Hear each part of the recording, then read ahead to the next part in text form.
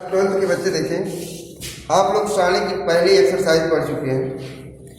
अगली एक्सरसाइज है आपकी 4.2, जिसमें कुछ प्रगुण हैं।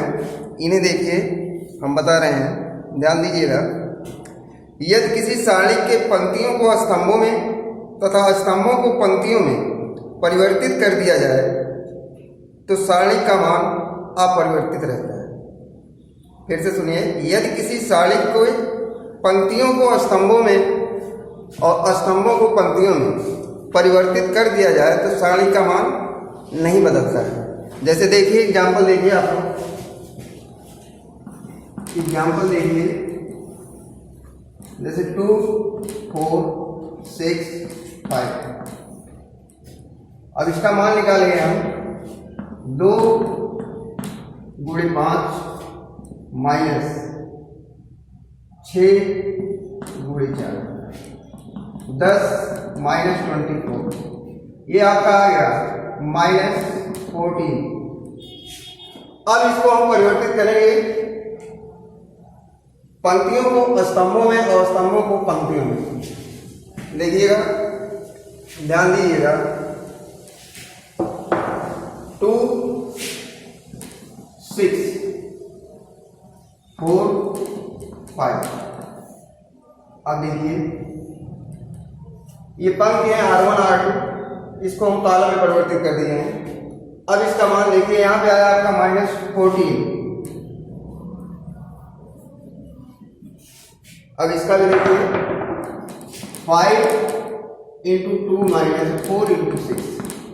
यहां भी आएगा आपका 10 - 24। ये आ गया आपका -14। यानी प्रगुण आपका ये कह रहा था कि यदि किसी सारणी की पंक्तियों को स्तंभों में और स्तंभों को पंक्तियों में परिवर्तित कर दिया जाए तो सारणी का मान अपरिवर्तित रहता है। ये आपका पहला प्रगुण था। दूसरा प्रगुण है, यदि किसी सारणी की 2 पंक्तियों या 2 स्तंभ समान हो, यदि किसी सारणी की 2 पंक्ति या 2 स्तंभ समान हो तो उसका मान 0 हो जाता है। इसका भी एक एग्जाम्पल देखिएगा आप लोग। जैसे देखिए, 2, 2, 2, 4, 4, 4, 3, 5, 6। यहां पे आप देखिए, R1 और R2 आपका इक्वल है। देखिए, R1 2, 2, 2 और R2 है आपका 4, 4, 4।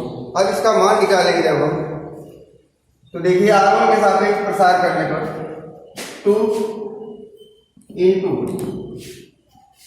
ये कटा आपका, ये कटा 6 चौक 24 माइनस 5 चौक 20 प्लस माइनस अगला 2 लेंगे हम। ये होगा आपका, ये कटा और ये कट गया, 6 चौक 24 और 4 यहीं 12, 24 - 12। अगला लेंगे प्लस माइनस प्लस, आगे भी लेंगे 2। ये कटा आपका और ये कट गया, ये कटा और ये कटा, 5 चौक 20, 3 चौक 12। अब इसको सॉल्व करेंगे हम। 2 × 4 माइनस 2 × 12 प्लस 2 × 8। यानी आप देखेंगे यहां पे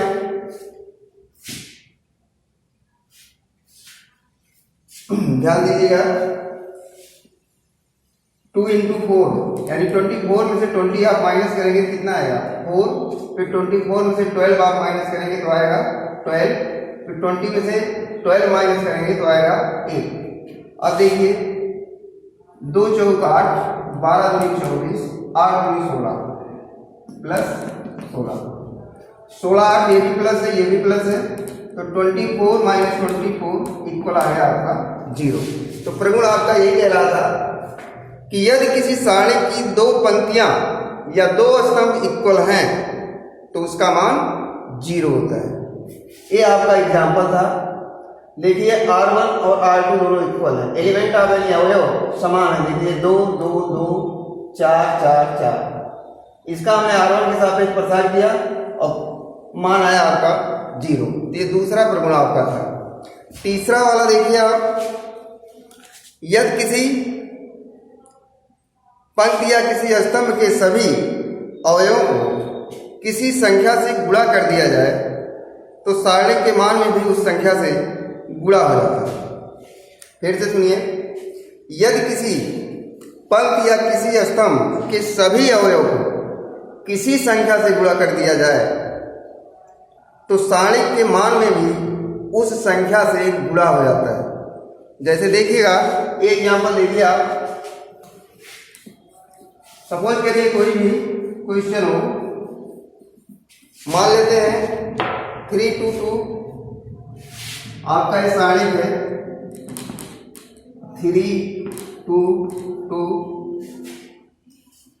4 3 1 4 3 1 3 2 2।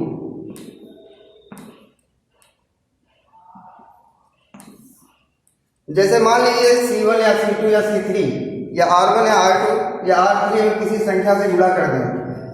मान लीजिए हम 2 से गुणा कर दिए, ये C1 है, स्तंभ 2 2 2, तो सब में गुणा हो गया इसका। ये आ गया आपका 6 8 6, ये हो गया 2 3 2, और ये हो गया आपका 2 1 2। यहां तक आ गया, यानी एक ही संख्या 2 से हम C1 में क्या करें, मल्टीप्लाई कर दिए। 3 दूना 6, 4 दूना 8, 3 दूना 6। अब इसमें देखते हैं हम कॉमन मिलेगा, इसको हम 5 सपोज करते हैं, 5, और इसको मान लेते हैं 7। अब देखिए यहां से C1 में आपका 2 कॉमन है, 6 8 6, ये 7 है, इक्वल 2 आप कॉमन लेंगे, ये आ जाएगा 3 4 3 2 3 2 2 3 2, और यहां से आ गया आपका 5 1 7। प्रगुण आपका कह रहा था कि किसी पंक्ति या किसी स्तंभ में अगर हम किसी संख्या से गुणा करते हैं तो सारणी में भी उस संख्या का गुणा हो जाता है। जैसे हमने देखा, आपने 2 2 से 3 में गुणा किए, यहाँ 2 कॉमन हो गया, तो आपका सारणी गुणा, इसमें भी इसी संख्या से क्या होगा, गुणा। ये आपका तीसरा प्रगुण था। अगला देखिए, अगला प्रगुण है आपका कि यदि किसी पंक्ति या स्तंभ का प्रत्येक अवयव, यदि किसी पंक्ति या स्तंभ का प्रत्येक अवयव 2 या 2 से अधिक राशियों का योग हो, 2 या 2 से अधिक राशियों का योग है, तो सारणी को उसी कोटि के 2 सारणी के योग के बराबर प्रकट किया जा सकता है। फिर से देखिए आप, यदि किसी पंक्ति या स्तंभ का प्रत्येक अवयव 2 या 2 से अधिक राशियों का योग हो, तो सारणी को उसी कोटि के 2 सारणिकों के योग के बराबर प्रकट किया जा सकता है। जैसे आप देखेंगे एग्जाम्पल के रूप में,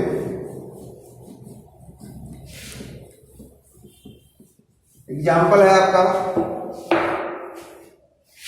कॉलम में देखिए A1 A2 A3 alpha 1 alpha 2 alpha 3, B1 B2 B3 C1 C2 C3। प्रगुण आपका कह रहा है, एक बार फिर से सुनिए, कि यदि किसी पंक्ति या स्तंभ का प्रत्येक अवयव 2 या 2 से अधिक राशियों का योग है, तो सारणी को उसी कोटि के 2 सारणियों के योग के बराबर प्रकट किया जा सकता है। जैसे इसमें देखो प्लस किया गया है, ठीक है, इसको हम इस प्रकार लिख सकते हैं A1 A2 A3 B1 B2 B3 C1 C2 C3 plus alpha 1 alpha 2 alpha 3 B1 B2 B3 C1 C2 C3।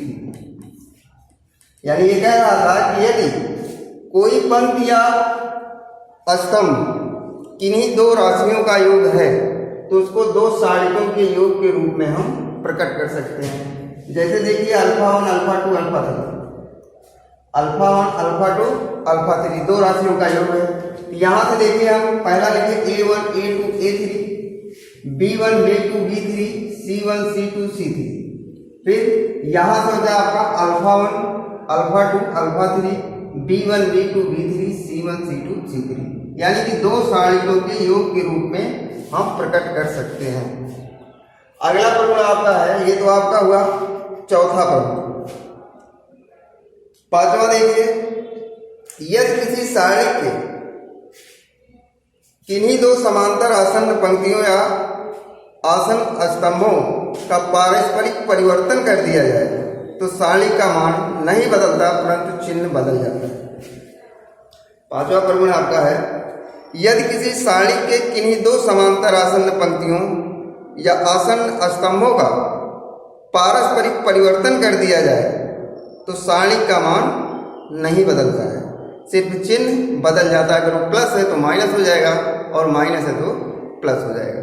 ये आपके 5 प्रगुण हैं जो मुख्यतया थे, बाकी तो और आपकी बुक में हैं, लेकिन यही इंपॉर्टेंट जो थे हमने बता दिया 5 प्रगुण। अब हम चल रहे हैं एक्सरसाइज पर।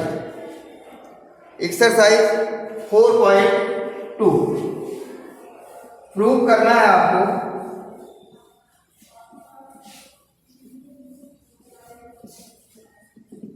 प्रगुण। यदि आपको याद होगा ये 5 प्रगुण और भी हैं बुक में, उन्हें आप पढ़ने की कोशिश करिएगा। अगर सिलेबस है आपके पास तो बुक है। और ये प्रगुण आपको हमेशा याद रखने होंगे क्योंकि इन्हीं प्रगुणों की सहायता से ही क्वेश्चन सॉल्व होगा। जैसे पहला क्वेश्चन है आपका, कह रहा है प्रूव दैट, सिद्ध कीजिए, सारणी दिया है आपका x y z a B C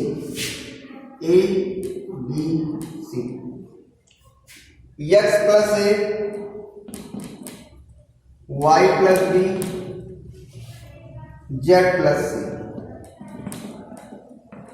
ये कह रहा है कि प्रगुणों की सहायता यानी प्रगुण का प्रयोग करके आप इसको सॉल्व कीजिए, यानी इक्वल 0 लाना है।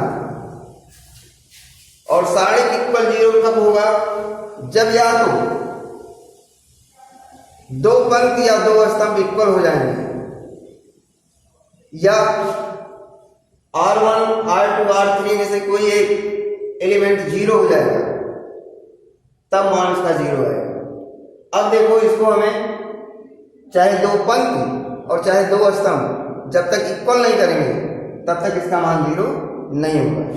अब देखिए, आपको अगर C1 और C2 को प्लस कर दिया जाए, ध्यान दीजिए, प्रेजेंस ऑफ माइंड यदि तेज चलेगा क्वेश्चन उतना जल्दी सॉल्व होगा। अगर इसको हम प्लस कर दें और C1 की जगह रख दें तो इतना यहां भी मिल जाएगा और इतना यहां भी मिल जाएगा, यानी आपको कॉमन मिल जाएगा। जैसे देखिए, C1 times 2 C1 plus C2 plus करिए आप C1 और C2 को। x प्लस सही रखना कहाँ है? C1 के स्थान पर। x plus a y plus b z plus c. और यहां से देखिए a b c, यहां है आपका x plus a y plus B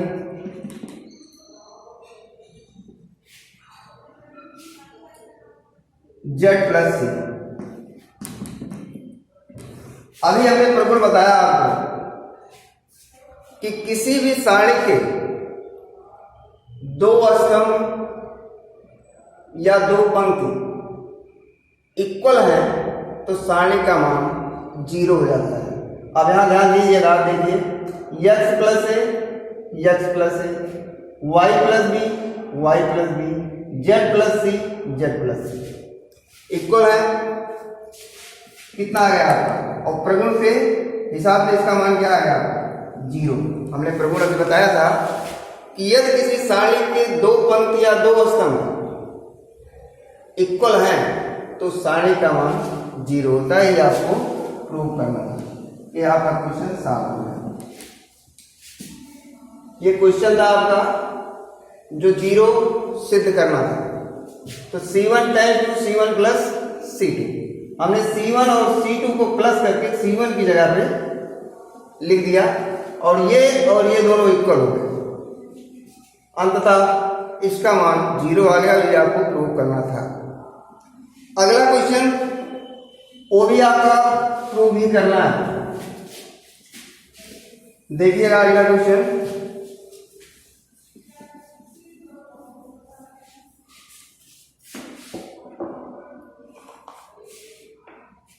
अगला है, ये भी प्रूव करना है आपका।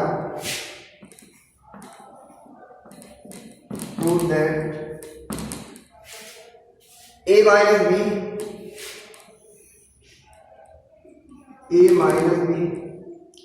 b minus c minus a, b minus c minus a minus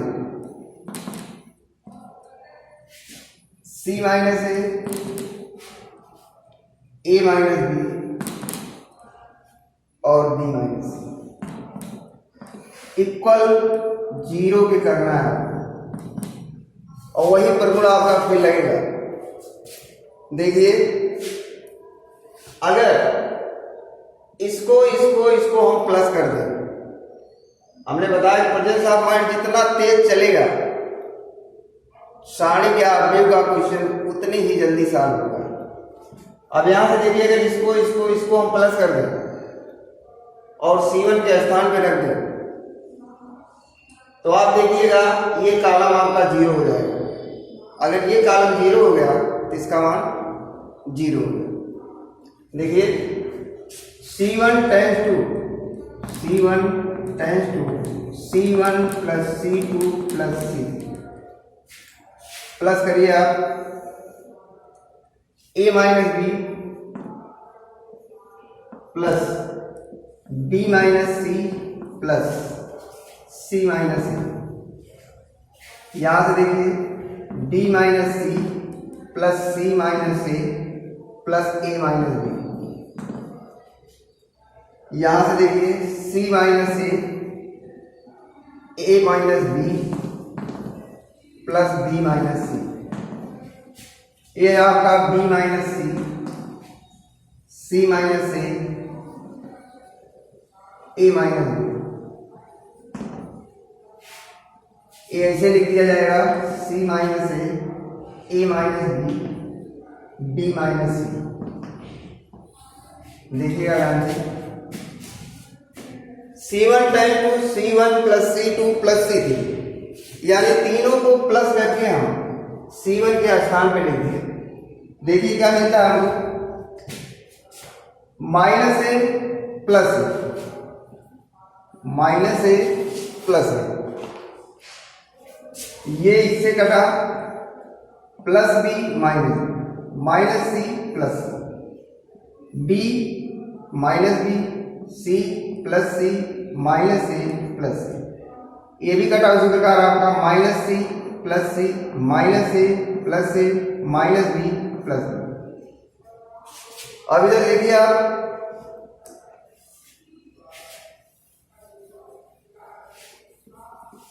यहां आपका आ गया 0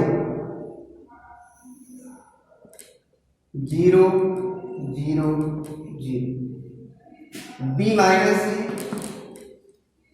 सी माइनस ए माइनस बी, सी माइनस ए माइनस बी माइनस सी।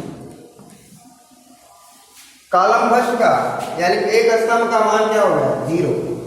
अगर एक स्तंभ का मान 0 हो गया तो आपके सारणी का मान भी 0 हो गया। ये भी आपका क्वेश्चन प्रूव, यही प्रूव करना था। यानी क्वेश्चन था, हमने C1 के स्थान पे तीनों को प्लस करके लिख दिया, प्लस माइनस करके क्या आ गया, सारे एलिमेंट 0 हो गए C1 का। अगर इसका 0 हो गया तो इसका मान क्या हो जाएगा 0 है। यही आपका प्रूफ हो गया। ये आपका दूसरा क्वेश्चन था। तीसरा क्वेश्चन देखिए आप, वो भी प्रूव करना है और 0 भी प्रूव करना है। देखिए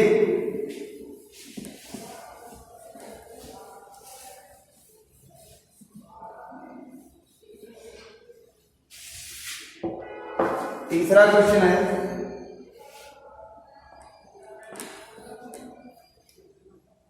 टू थ्री फाइव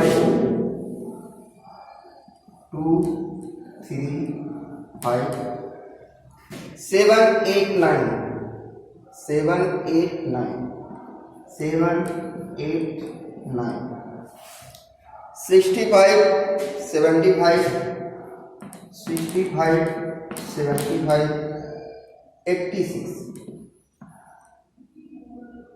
यानी 86। ये आपको 0 प्रूव करना है। तो 0 प्रूव करने के लिए या तो दो स्तंभ या तो दो पंक्ति इक्वल होना चाहिए, या R1 R2 R3 या C1 C2 C3 का एलिमेंट 0 हो जाए तब 0 प्रूव होगा। अब यहां देखिए क्या होता है, पहले तो क्वेश्चन देखिए आप और दिमाग लगाइए क्या है। C1 C3 tends to C3 minus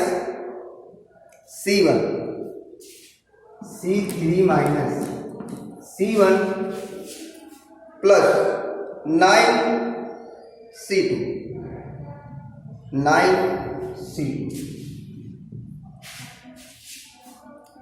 plus 9C2 यानी C3 की जगह C3 tends to C3 minus C1 plus 9C2।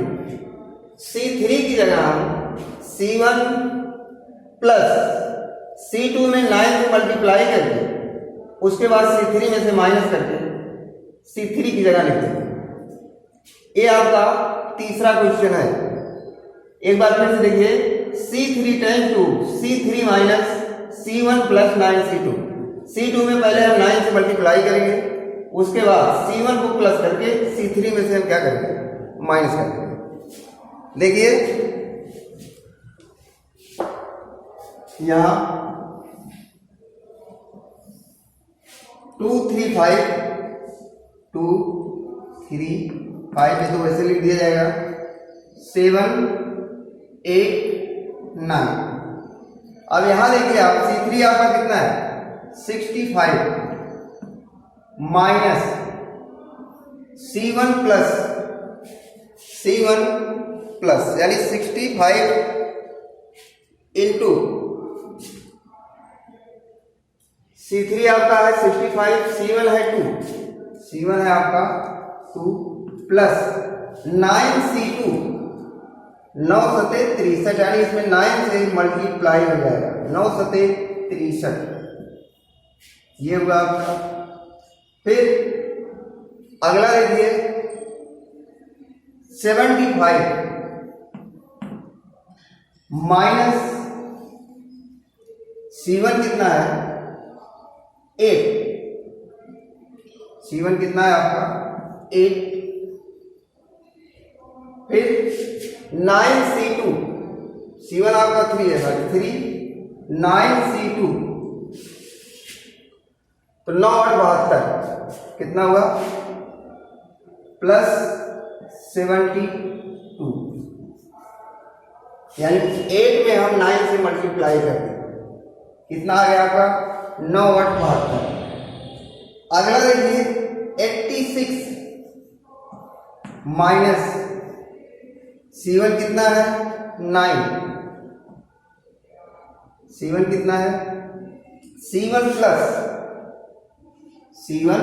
Plus 9C2 5 है, C1 आपका 5 है और ये कितना आ गया 9 9 81, 81 कितना है आपका 81। एक बार फिर से ध्यान दीजिएगा, C1 और C2 तो ऐसे ही लिखे जाएंगे, फिर C3 एलिमेंट है आपके 65 75 86, 65 75 86 माइनस C1 है आपका 2 3 5 प्लस 9C2 में हम 9 से गुणा कर देंगे, कितना है आपका 2 3 5 7 8 9 65 माइनस 65, यानी जब आप 63 में 2 प्लस करेंगे तो 65 आएगा। यहां भी देखिए उसी प्रकार मिलेगा आपको 75, 72 में जब 3 प्लस करेंगे तो आ जाएगा 75। यहां देखिए आप 86 माइनस 81 में 5 प्लस करेंगे तो 86 आ जाएगा, 86। अब देखिए यहां C1 आपका है 2 3 5, C2 आपका है 7 8 9 और ये आपका हो गया 0 0 0, इसका मान आ गया आपका 0, ये भी आपका प्रूफ हो गया। इतना आपको अपने दिमाग से निकालना पड़ेगा, अगर इतना आ गया तो क्वेश्चन आपका सॉल्व हो जाएगा। क्वेश्चन आपका था 2 3 5 एलिमेंट आपके थे 7 8 9 65 75 86, प्रूव करना था आपको 0। यहां हमने किया C3 times 2 C3 minus C1 plus 9C2, solve करने के बाद आपका आ गया C3 कॉलम 0। हमने बताया था फॉर्मूले में अगर R1 R2 R3 में से या C1 C2 C3 में से कोई भी पंक्ति स्तंभ 0 है तो उसका मान 0 हो जाता है। ये आपका तीसरा क्वेश्चन था। अगला क्वेश्चन देखिए चौथा,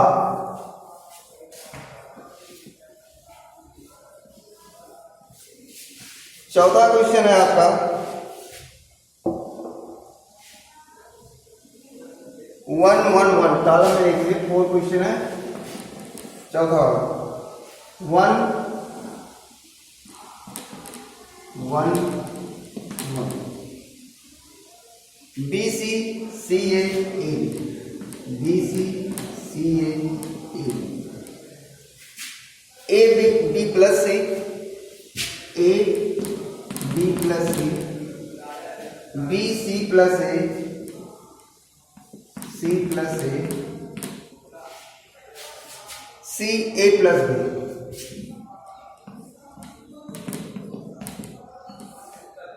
इसमें देखिए पहले इसका हम गुणा कर लेते हैं 1 1 1 BC CA A A B plus A C, B C plus A B C plus A C plus B C. अब यहां से देखिए हमको कुछ स्पष्ट हो रहा है कि अगर इसको हम जोड़ दें, यानी C3 times 2 C2 plus C3, तो यहां आपको सेम मिल जाएगा और कॉमन हो जाएगा। और जब ये कॉमन हो जाएगा तो दो कॉलम आपके इक्वल हो जाएंगे। यदि दो कॉलम आपके इक्वल हो जाएंगे तो इसका मान 0 हो जाएगा। देखिएगा,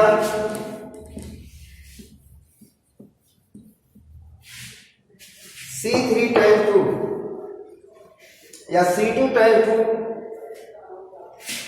C3 times 2 C2 plus C3, ये तो आपका ऐसे ही रहेगा 1 1 1 BC CA AB plus BC plus CA, ये भी आ जाएगा आपका AB plus BC plus CA, ये भी आ गया आपका AB plus BC plus CA।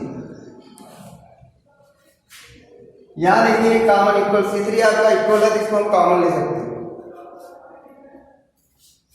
देखिए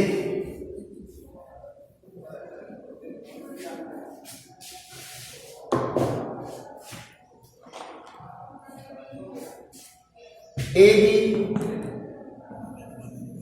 plus BC plus C, 1 1 1 BC CA A, यहां भी आपका आ गया 1 1 1। देखिए दो कॉलम आपके इक्वल हो गए, अतः इसका मान 0 हो गया, इक्वल 0। ये आपके 4 क्वेश्चन हो गए। बाकी अगला क्वेश्चन यानी 5वां से अगले वीडियो में। धन्यवाद।